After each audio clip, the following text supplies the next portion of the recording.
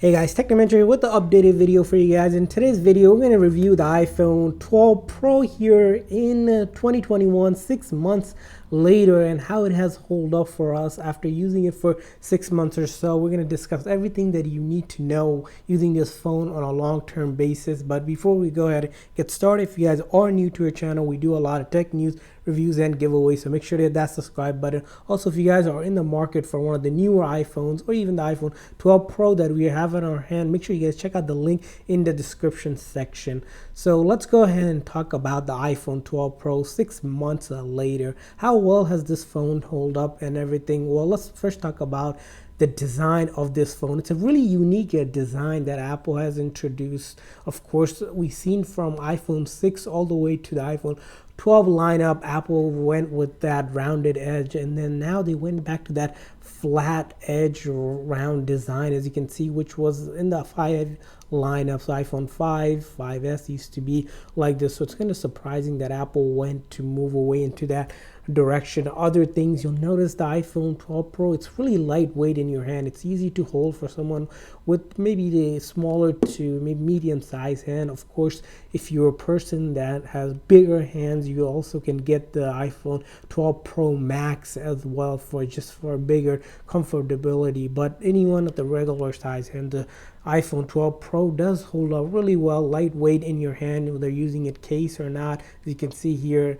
the one complaint we'll have about is that the rounder edge was more smooth when you did not have a case, but the flat edge makes it seem a little awkward on your hand sometimes. But that's just one of the complaints that we have about using light versus a flat edge. It's something that you'll have to get used to it. But aside that, other design aesthetic of this phone is, you'll see here the gold color that we have. It comes in a couple of variations. As we know, the gold one seems to be more of a whiter gold than the previous generation of the phones, where it used to be a little bit darker gold. So one thing you'll notice, of course, the phone does have both front and back being glass. You're able to use MagSafe charger to charge the phone wirelessly, and then the front, of course, you have this ceramic shield front glass, which is supposed to be more durable from the previous generation of the OLED glass that Apple has introduced. Of course, this is a 6.1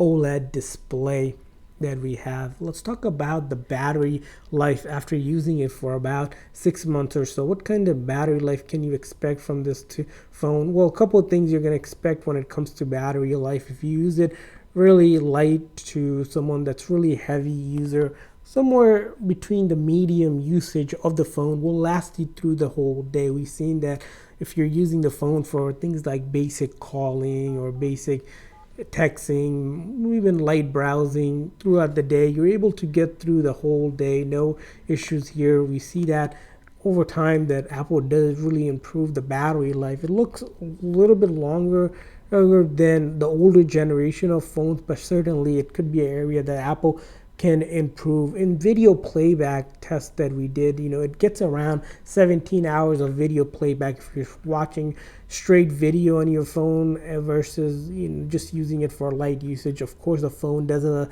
stand by up to over 40 hours or so. So if you're a person not using the phone or using it very sparsely, let's just say specifically for calling and texting, maybe opening the app here there, you can pretty much go maybe a day or two without requiring any charge. The one thing that we liked about the phone's battery and the battery thing is that Apple has advertised that you're able to charge up to 50%. So that's from 0 to 50% in 30 minutes with the 20 wall adapter. And the one thing we don't like on that hand is that if you look in the Apple box here, let's open up the Apple box, is that Apple doesn't even give you that 20-watt wall adapter. So it's something you buy separate, and it almost costs $30. Considering the phone price is already $1,000 or so, it seems that Apple could have included that. So something that it's kind of disappointing for us, but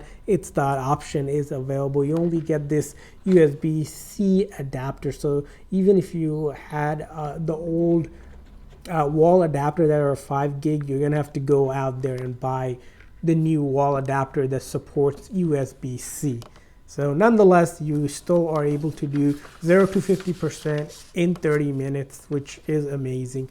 Let's talk about the camera. So the camera, as you know, is the most exciting part when it comes to iPhone, and why a lot of people choose iPhone over other phones. It has triple 12 megapixel camera, as you see here, the 12 Pro. Of course, if you got the mini version or the regular 12, you're only going to have two. The 12 Pro and the 12 Pro Max are both with the triple photography camera, and this is where it's really exciting because you have three camera. You have the main camera, you have the ultra wide camera, and the telephoto camera, and of course that new enhancement of LiDAR to allow you to do auto focusing. We have things like low light mode performance that exceptionally does well job in photography. Night mode as well, we've seen some really good pictures that we can take in night mode. And of course, when it comes to photography, it's a great phone for whether you're just a seasonal photographer or amateur or even a professional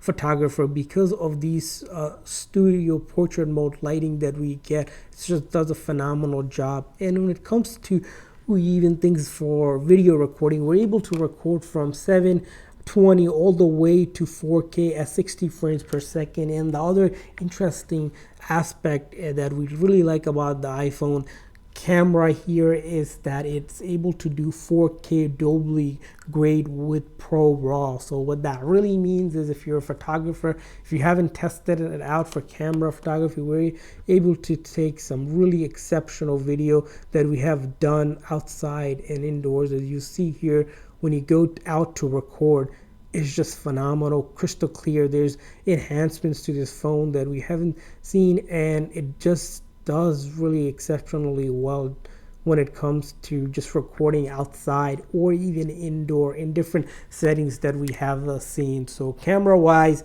it's definitely futuristic in a lot of ways. Of course, it could definitely be better, but for what Apple has done, it does get the job done for both amateur and professional photographer. Now let's talk about the next aspect of the phone, is the software piece of this phone. What kind of software are you getting out of this phone? Well, out of the gate, the iPhone 12 Pro does ship with iOS 14.1. That's why we'll see that the performance on this phone in its software, you get to take advantage of all the things like picture-in-picture mode, your all the other features that bring in, and the performance that we get on this phone. Of course, the phone does come with 6 gig of RAM, which internally is phenomenal for things that you want to do. For example, if we're doing multitasking here, as you can see, you can play a video and do things like surf the web. Of course, if you're texting, you could do all of that while you're watching your favorite game or sport on your phone. You're able to move that around and then remove it as well. So all of the features of iOS 14, of course, is optimized for the iPhone 12 Pro because it was released for the 12 Pro, and that's why we're able to get and take advantage of it. So 6 months into it, what's our verdict on this phone? Well, it's a great phone nonetheless. It's probably one of the top phones to get in 2021 across the board for any smartphones. You have this great display, great camera, good battery life. We wouldn't say great battery life because, of course, battery life can always be something that's improved. And the cons of this phone, of course, it's pretty much still pricey phone. Even in 2021, 6 months down the line, probably get maybe $100 to $150 off if you're buying a pre-owned. Maybe at most you can get this phone discounted for $200 or so.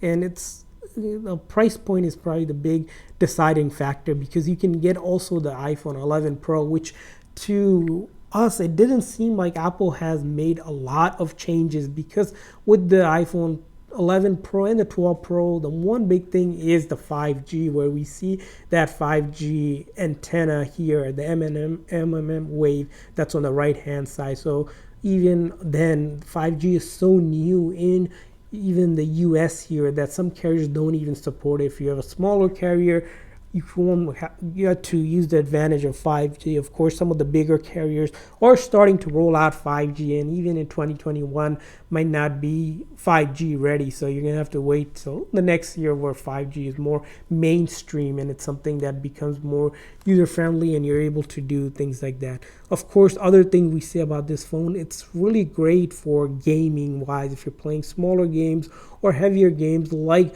PUBG, it does a really well job because of that 6 gig built into it and that A14 Bionic chip, which is one of the fastest chip out there on any smart devices. When we do some testing, we see that really being able to crank out that performance that we need for gaming, and gaming is where we see all of that, and that's something we'll probably see with this phone. The other aspect of this phone, it's a great phone for watching YouTube videos, Netflix, because of that 6.1 OLED display. It does a phenomenal job for us in terms of watching things. So if you're watching things, whether you're watching it from portrait mode or landscape mode, you'll notice this phone is exceptionally well for that things like social media and things. It does, of course, support all of your popular social media apps and does exceptionally well in terms of that. So if you're using it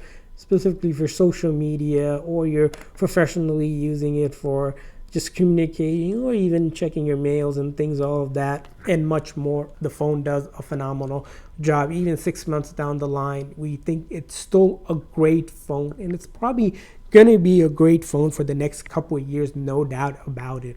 So there's our review of this phone. Hopefully this review was helpful for you looking to see how the iPhone 12 Pro holds up in 6 months, or looking to buy one of the newer phones. Check out the link in the description section. Thanks for watching, guys. See you guys next time.